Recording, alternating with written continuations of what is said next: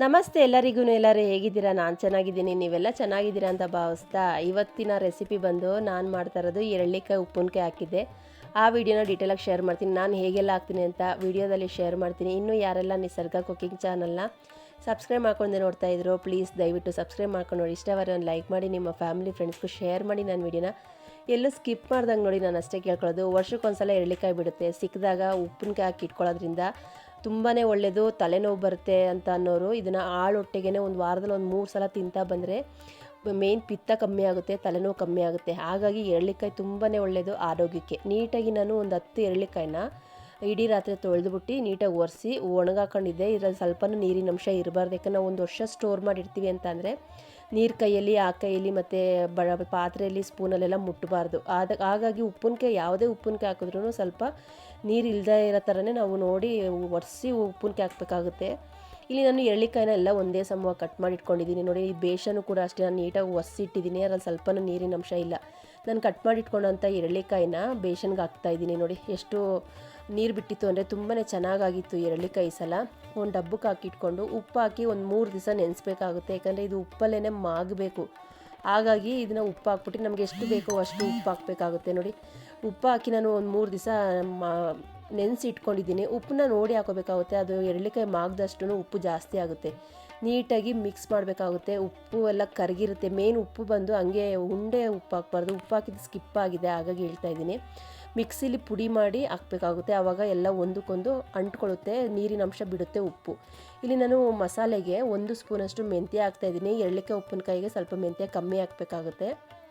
ಸಾಸಿವೆ ಒಂದು 3 ಸ್ಪೂನಷ್ಟು, ಮೆಂತ್ಯ 1 ಸ್ಪೂನಷ್ಟು ಹಾಕ್ತಾಯಿದ್ದೀನಿ. ಇದೆರಡನ್ನೂ ಸಣ್ಣ ಸಿಮ್ಮಲ್ಲಿ ಇಟ್ಕೊಂಡು ಚಟಪಟ ಅನ್ನೋ ತನಕ ಹುರ್ಕೋಬೇಕಾಗುತ್ತೆ. ಉಪ್ಪಿನಕಾಯಿಗೆ ಮೇನ್ ಇದೆ ಮಸಾಲೆನೇ.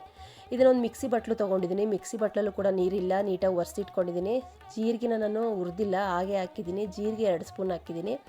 ಜೀರಿಗೆ, ಸಾಸಿವೆ, ಮೆಂತ್ಯ ಫಸ್ಟು ನೈಸಿಗೆ ಪುಡಿ ಮಾಡ್ಕೋಬೇಕಾಗುತ್ತೆ. ಇಲ್ಲಿ ನಾನು ಸಾಸಿವೆ ಎಣ್ಣೆ ಹಾಕ್ತಾಯಿದ್ದೀನಿ. ಸಾಸಿವೆ ಎಣ್ಣೆ ಹಾಕಿ ಉಪ್ಪಿನಕಾಯಿ ಹಾಕೋದ್ರಿಂದ ಒಳ್ಳೆ ಟೇಸ್ಟು, ಒಂದು ವರ್ಷದ ತನಕ ತುಂಬಾ ಚೆನ್ನಾಗಿರುತ್ತೆ. ಹಾಗಾಗಿ ನಾನು ನಾನು ಸಾಸಿವೆ ಎಣ್ಣೆ ಹಾಕಿ ಒಗ್ಗರಣೆ ಹಾಕ್ತಾ ಇರೋದು ಉಪ್ಪಿನಕಾಯಿಗೆ. ಫಸ್ಟು ನಾನು ಸಾಸಿವೆ ಎಣ್ಣೆನ ಸ್ವಲ್ಪ ಒಂದು 1/4 ಬಟ್ಲಷ್ಟು ಚೆನ್ನಾಗಿ ಕಾಯಿಸಿಟ್ಕೊತೀನಿ. ಸಿಮ್ಮಲ್ಲಿ ಇಟ್ಕೊಂಡು ಕಾಯಿಸ್ಬೇಕಾಗುತ್ತೆ. ಬಿಸಿ ಮಾಡಿ ಆರಿಸಿ ಹಾಕಬೇಕಾಗುತ್ತೆ ನೋಡಿ. ಅಷ್ಟರಲ್ಲಿ ಇದು ಪುಡಿ ಆಗಿತ್ತಲ್ವ, ಇದೆಲ್ಲ ನೈಸಿಗೆ ಪುಡಿ ಆಗಿತ್ತು. ಈಗ ಖಾರಕ್ಕೆ ಒಣಮೆಣ್ಸಿಕಾಯಿ ಹಾಕ್ತಾಯಿದ್ದೀನಿ. ಒಣಮೆಣ್ಸಿಕಾಯಿನ ನಾನು ರುಬ್ಬಿಲ್ಲ, ಹುರಿದಿಲ್ಲ, ಹಾಗೆ ಡೈರೆಕ್ಟಾಗಿ ಹಾಕಿ ಪುಡಿ ಮಾಡ್ಕೊತಾಯಿದ್ದೀನಿ. ನಮಗೆ ಎಷ್ಟು ಖಾರ ಬೇಕೋ ಅಷ್ಟು ಒಣಮೆಣ್ಸಿಕಾಯಿ ಹಾಕ್ಕೋಬೇಕಾಗುತ್ತೆ ನೋಡಿ. ಇದೆಲ್ಲ ಒಣಮೆಣ್ಸಿಕಾಯಿ ಎಲ್ಲ ಪೌಡ್ರ್ ಹಾಕ್ತಿದ್ದಂಗೆ ಸ್ವಲ್ಪ ಬೆಳ್ಳುಳ್ಳಿ ಜಾಸ್ತಿ ಹಾಕಬೇಕಾಗುತ್ತೆ. ನಾನು ಉಪ್ಪಿನಕಾಯಿಗಾಗಲಿ ಅಡುಗೆಗಾಗಲಿ ಸ್ವಲ್ಪ ಬೆಳ್ಳುಳ್ಳಿ ಜಾಸ್ತಿ ಹಾಕ್ತೀನಿ. ಬೆಳ್ಳುಳ್ಳಿ ಹಾಕಿದಷ್ಟು ಒಳ್ಳೆಯದು. ಹಾಗಾಗಿ ನೋಡಿ ಎಷ್ಟು ಬೆಳ್ಳುಳ್ಳಿ ಹಾಕಿದ್ದೀನಿ ಅಂದರೆ ಒಂದು ಅರ್ಧ ಬಟ್ಲಷ್ಟು ಬೆಳ್ಳುಳ್ಳಿ ಹಾಕಿ ಇದನ್ನು ನೈಸಿಗೆ ಪೌಡ್ರ್ ಮಾಡ್ಕೊಂಡಿದ್ದೀನಿ. ಸ್ವಲ್ಪ ಇದರಲ್ಲಿ ನೀರಿನಂಶ ಹಾಕಿಲ್ಲ ನಾನು. ಒಣಮೆಣ್ಸಿಕಾಯಿ ಇಲ್ಲ ಅಂತಂದರೆ ಖಾರದ ಪುಡಿ ಬೇಕಾದ್ರೆ ಹಾಕ್ಕೋಬೋದು. ಇದರಲ್ಲಿ ಸ್ವಲ್ಪ ನೀರಿತ್ತು ಅಂತಂದರೆ ನೀರಿದ್ದರೆ ಅದನ್ನು ಹಾಕ್ಕೊಳ್ಳಿ, ಇಲ್ಲ ಅಂತಂದರೆ ಹಾಗೆ ಪೌಡ್ರ್ ಮಾಡಿದ್ರೂ ಆಗುತ್ತೆ. ಯಾಕಂದರೆ ನೀರಿದ್ದರೆ ಸ್ವಲ್ಪ ನುಣ್ಣಗಾಗುತ್ತೆ ಅಂತೇಳಿ ನೀರು ನೋಡಿದೆ, ಅದರಲ್ಲಿ ನೀರು ಇರಲಿಲ್ಲ. ನೀರು ಹಾಕ್ದಂಗೆ ಇದನ್ನು ರುಬ್ಕೋಬೇಕಾಗುತ್ತೆ. ಹಾಗಾಗಿ ನಾನು ಇದನ್ನ ಹಂಗೆ ಡ್ರೈ ಆಗಿ ಪೌಡ್ರ್ ಮಾಡಿ ಇಟ್ಕೊಂಡಿದ್ದೀನಿ. ಯಾಕಂದರೆ ಇದಕ್ಕೆ ನೀರನ್ನ ಸೋಗಿಸ್ಬಾರ್ದು. ಒಬ್ಬೊಬ್ಬರು ಬಿಸಿನೀರು ಹಾಕ್ತಾರೆ ಚೆನ್ನಾಗಿರೋದಿಲ್ಲ, ಹಾಳಾಗೋಗ್ಬಿಡುತ್ತೆ. ಹಾಗಾಗಿ ನೀರು ಹಾಕ್ತಿಲ್ದಂಗೆ ಸ್ವಲ್ಪನೇ ಹಾಕ್ಕೊಂಡು ಮಿಕ್ಸ್ ಮಾಡಬೇಕಾಗುತ್ತೆ ನೋಡಿ. ಅದನ್ನ ಸೈಡಿಗೆ ಎತ್ತಿಟ್ಕೊಂಡೆ.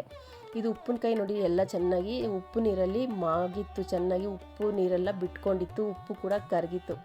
ಈ ಎಣ್ಣೆ ಬಿಸಿಯಾಗಿತ್ತಲ್ಲ, ಸ್ಟವ್ನ ಆಫ್ ಮಾಡಿಕೊಂಡು ಸ್ವಲ್ಪ ಇದಕ್ಕೆ ಹಿಂಗೆ ಹಾಕ್ತಾಯಿದ್ದೀನಿ. ಹಿಂಗೆ ಹಾಕ್ಬಿಟ್ಟು ಸ್ವಲ್ಪ ಅದು ಸಾಸಿವೆ ಎಣ್ಣೆ ಬಿಸಿ ಆರಬೇಕು, ಬಿಸಿಲೇ ಹಾಕ್ಬಾರ್ದು ನೋಡಿ. ನಾನು ತುಂಬಾ ಚೆನ್ನಾಗಾಗಿತ್ತು. ನಾವು ಸಾಸಿವೆ ಎಣ್ಣೆ ಯೂಸ್ ಮಾಡಲ್ವಲ್ಲ, ಈ ಥರ ಉಪ್ಪಿನಕಾಯಿಗೆ ಅಂತ ಬಂದಾಗ ನೀವು ಸಾಸಿವೆ ಎಣ್ಣೆ ಯೂಸ್ ಮಾಡಿದ್ರೆ ತುಂಬಾ ಚೆನ್ನಾಗಿರುತ್ತೆ. ಇದು ಡಬ್ಬದಲ್ಲಿ ನಾನು ಎರಳಿಕಾಯಿನಲ್ಲಿ ನೆನೆಸಿಟ್ಕೊಂಡಿದ್ದೆಲ್ಲ ರುಬ್ಬಿಟ್ಕೊಂಡಂಥ ಪುಡಿನೆಲ್ಲನೂ ಆ ಎರಳಿಕಾಯಿಗೆ ಹಾಕ್ಕೊಂಡು ನೀಟಾಗಿ ಕೈಯಲ್ಲಿ ಮಿಕ್ಸ್ ಮಾಡಬೇಕಾಗುತ್ತೆ. ಎರಳಿಕಾಯಿಗೆ ಏನು ಅಂದರೆ ಜಾಸ್ತಿ ಮಸಾಲೆ ಹಾಕೋದು ಬೇಡ, ಅದಕ್ಕೆ ನಾನು ಸ್ವಲ್ಪನೇ ಮಸಾಲೆ ಹಾಕಿದ್ದೀನಿ. ನಿಮಗೆ ಇನ್ನೊಂದು ಸ್ವಲ್ಪ ಬೇಕು ಅಂತಂದರೆ ಇನ್ನೊಂದು ಸ್ವಲ್ಪ ಒಣಮೆಣ್ಸಿಕಾಯಿ, ಸಾಸಿವೆ ಎಲ್ಲನೂ ಹಾಕ್ಕೋಬೋದು. ನೋಡೋಕ್ಕೆ ಮಸಾಲೆ ಇಲ್ಲದೇ ಇರೋ ಥರ ಕಾಣಿಸುತ್ತೆ. ಅದು ಮಾಗಿದ ಮೇಲೆ ತುಂಬ ಚೆನ್ನಾಗಿ ಒಂದಕ್ಕೊಂದು ಅಂಟ್ಕೊಂಡಿತ್ತು, ಮಸಾಲೆ ಕೂಡ ಚೆನ್ನಾಗಾಗಿತ್ತು.